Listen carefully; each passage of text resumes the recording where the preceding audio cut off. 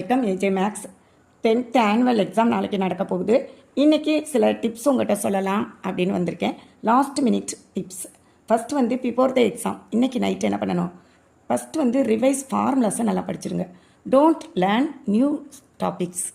புது டாப்பிக்கெல்லாம் இப்போ உட்காந்து படிச்சுக்கிட்டு இருக்காதுங்க. இது ரிவைஸ் பண்ணுற டைம் தான். Revise what you already know. என்னென்ன முன்னாலேயே தெரியுதோ அதை மட்டும் படிங்க. அப்புறம் என்ன பண்ணுங்கள், நல்லா sleep well. At least 6 to 7 hours தூங்குங்க நல்லா. ஓகேயா? அப்புறம் எக்ஸாம் டைமில் என்னென்ன பண்ணணுங்கிறதையும் உங்களுக்கு ஒரு டிப்ஸாக கொடுக்கலான்னு பார்க்குறேன். பார்த்துக்கோங்க. டூரிங் த எக்ஸாமில் என்ன பண்ணணும்னா, ஃபஸ்ட்டு 10 minutes கொஸ்டின் கொடுப்பாங்க. கொஸ்டினை என்ன பண்ணணும், read the question paper fully. நல்லா பேப்பரை ஃபுல்லாக ரீட் பண்ணிடுங்க பொறுமையாக. 10 minutes அதுக்காக தான். அடுத்து செலக்ட் ஈஸி கொஸ்டின்ஸ். ஈஸியான கொஸ்டின்ஸ் எல்லாம் செலக்ட் பண்ணிடுங்க. நெக்ஸ்ட் என்ன பண்ணணும், ட்ரா த ஜாமெட்ரி ஃபஸ்ட்டு யாரை தான் செய்யணும், ஜாமெட்ரியை தான் செய்யணும். ஓகேயா? அதுதான் ஃபஸ்ட் பேஜில் இருக்கணும். ட்ரா த கிராஃப் வந்து உங்களுக்கு பேக் சைடில் இருக்கும் சீட்டு. ஆனால் நீங்கள் போய் ஜாமெட்ரிக்கு அடுத்து கிராஃபை செஞ்சுருங்க, அதுதான் உங்களுக்கு நல்லது. அடுத்து பாருங்கள், ரைட் த 1 marks. ஜாமெட்ரிக்கு அடுத்து 1 mark எழுதுங்க.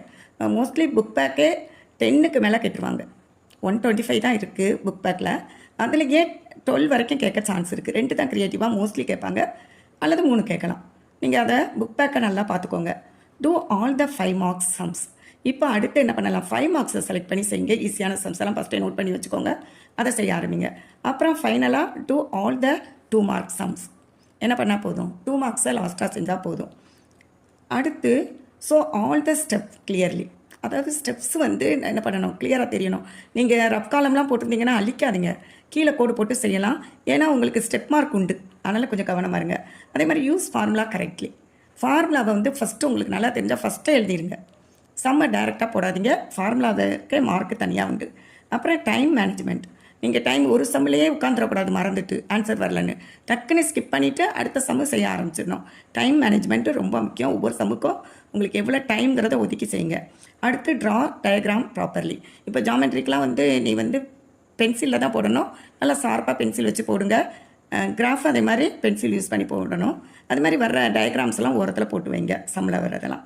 அடுத்து லாஸ்ட்டு 10 to 15 minutes என்ன தான் பண்ணணும், மோஸ்ட்லி நீங்கள் எல்லாம் எக்ஸாம் எழுதி முடிச்சிருக்கணும். ரீசெக் ஆன்சர் தான் நேரம் செக் பண்ணணும். ஓகேயா?